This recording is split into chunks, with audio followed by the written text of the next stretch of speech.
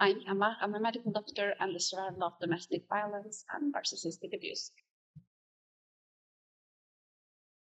In that relationship, you invested all that you could of yourself, your energy, and you tuned into him so much that you started to tune out you.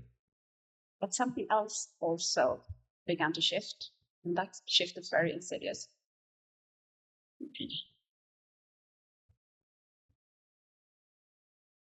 Your dreams began to work around him. I used to make every birthday and every New Year's Eve, I would sit down and write out my goals and visualize the future that I wanted for the next year. And I have always been very high performing, high productive since childhood. It's a way to earn. It has been a way to earn recognition and affection. And I would write out those dreams, and I had a very clear 5-year plan. I would, well, besides from becoming a doctor and specializing and getting good salary from that, I felt that that future wouldn't create the future that I wanted. So my plan was to, in the future, work only part-time as a doctor, but become an author of the book. So I've been writing since I was little, and that's something that I really enjoyed. But now I'm pouring lots of energy into creating children's books and illustrating them and learning how to plan them out and trying to get them published. And one of those, I can't remember if it was birthday or New Year's, but I sat down and I started to ask myself, so what if I reach that goal? What would that give me? What is it about that situation that would satisfy me or make me happy? And well, first of all, it was the finances.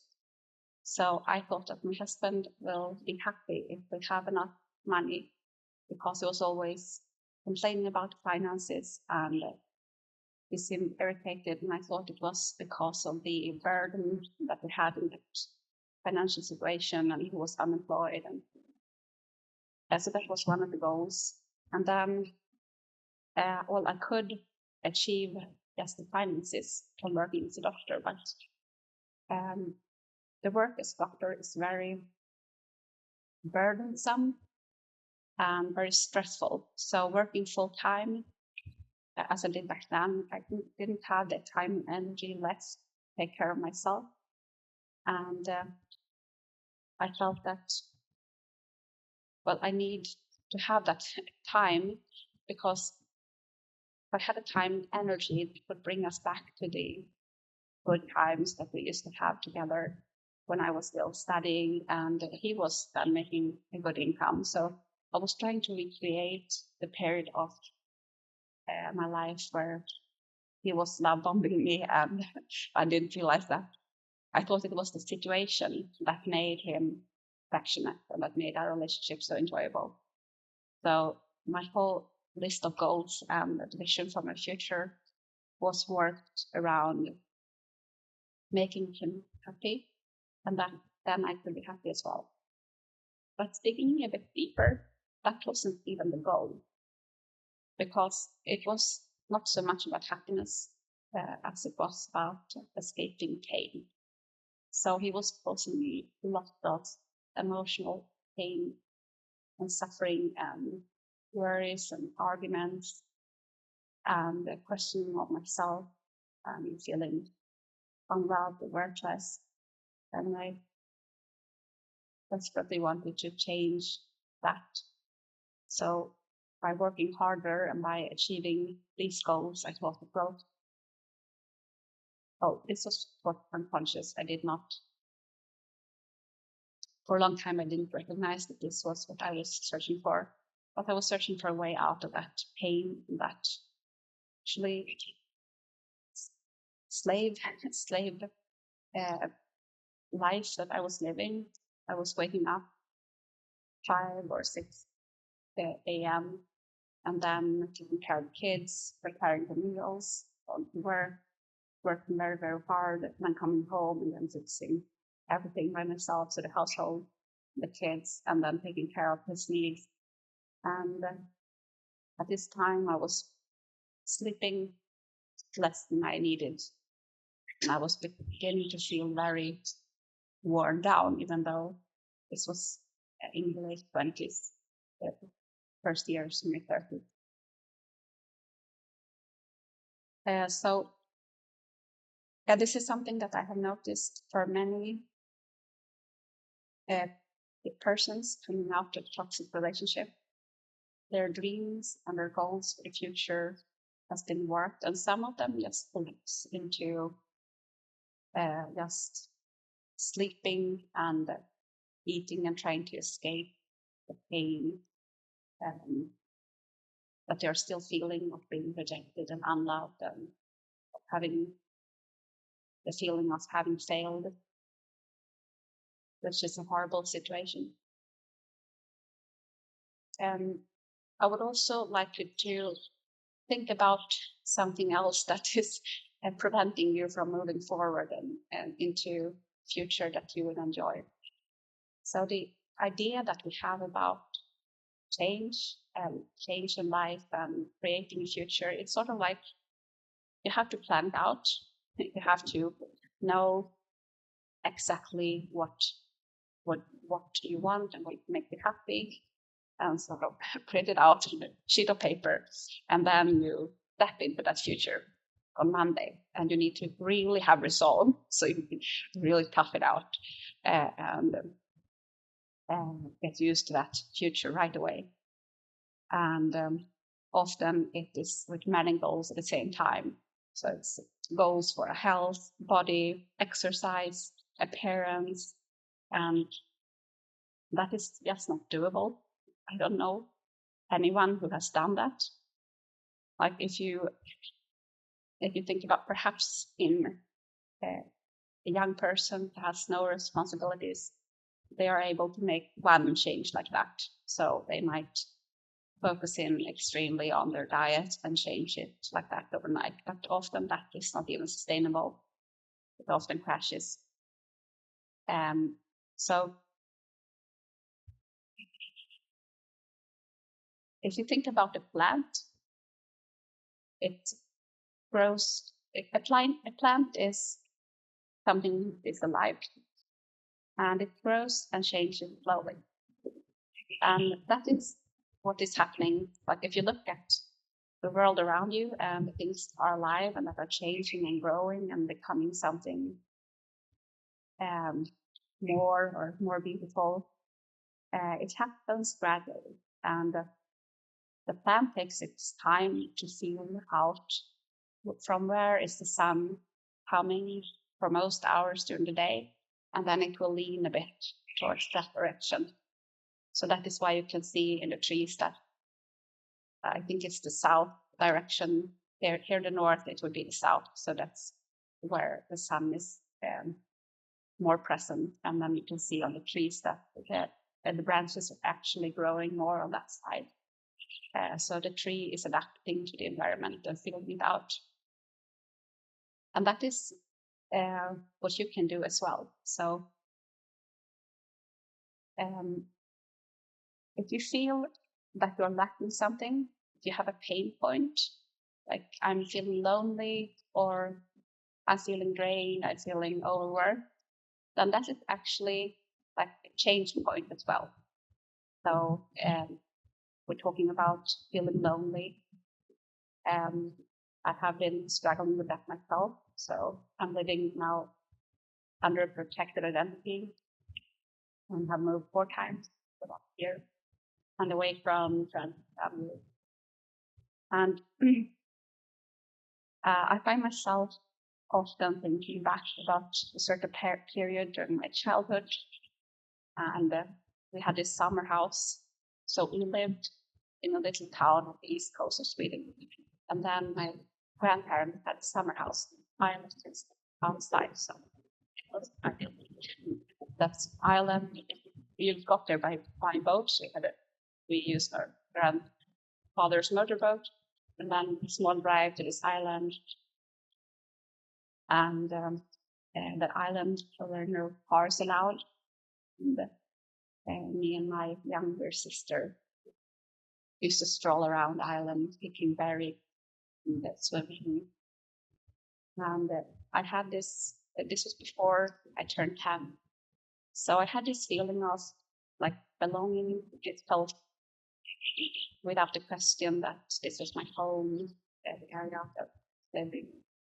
And even though there was not everything was butterflies and sunshine, but in hindsight, you forget those darker strokes, and you just remember those moments where you felt connected and joyful and laughed without worrying, and to really immerse yourself into the moment. So I think most of us have such a period, and especially now, I've been feeling lonely and longing back that period. But and that's a pain point, but it's also a growth point. So I'm actually longing for connection, and I have begun to develop connections with some colleagues and some parents of his friends, and it takes time to develop connections and become part of new society. And that's okay, but it's doable. So it's not like the YouTuber Sanna Vara, if you have seen her channel. She's from Finland, and she moved all by herself from the city area up to the north, very, very north of Finland. And she just, like a while ago, she posted a video about finding new friends and a new connection there, and having great friends and like friends that have made a similar journey to her, and they call themselves the Lapland family. And I thought it was beautiful. And in that video, she made a comment that like your roots is actually something that you can take with you, and you can nourish in the place that you are. And if that's one of your growth points, then remember that the world is large, and there are a lot of people, and there are many people in your situation, and there are many people that are longing for connection. So you just need to find them, to grow them. And if you feel that you're longing for nature, you don't need to do that. Okay, so I'm in the city and I'm longing for nature. Start not by planning to move to far away into the mountains. Start by building a balcony garden, or taking time with nature, bringing plants inside, making the nature more part of your everyday. And sometimes when we do that, to move the microphone, blow out the slide. It's actually beautiful out here. It's just stopped raining. There are smells coming from the plants. I love it. Right, the period right after it's raining, because the smells.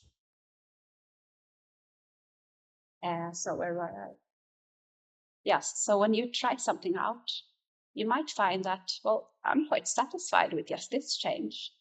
So, or sometimes you feel that, well, I need more, just like the plant longing for the sun. So you can feel it out. I think it was 2 weeks ago, I had this, I have been thinking for a long, long time. I had this urge to color my hair red just to try it out. So I haven't been able to let go of that. And I'm using quite a natural hair care routine. So I bought henna powder, And then I even prepared it. And the morning when I was supposed to color my hair, everything was finished. And then I just felt, no, I don't really want to color my hair. So after more than a year, I was able to let that idea go by starting to try it out and then feeling like, no, it feels off before I did it, the coloring.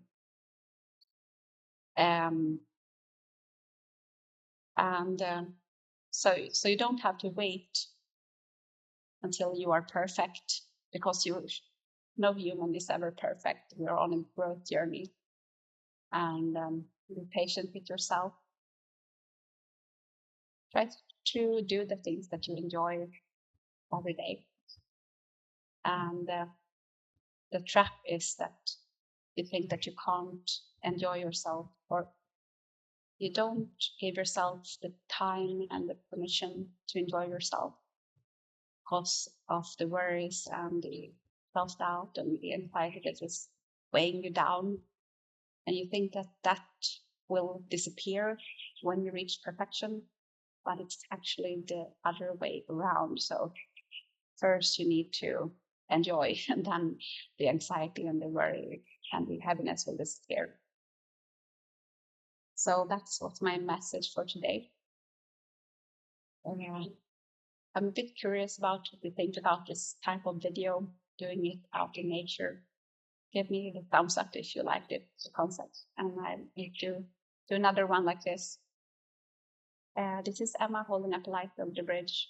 Remember, there is always a way out. There is always a way forward. Please be safe. Take care and have a great day.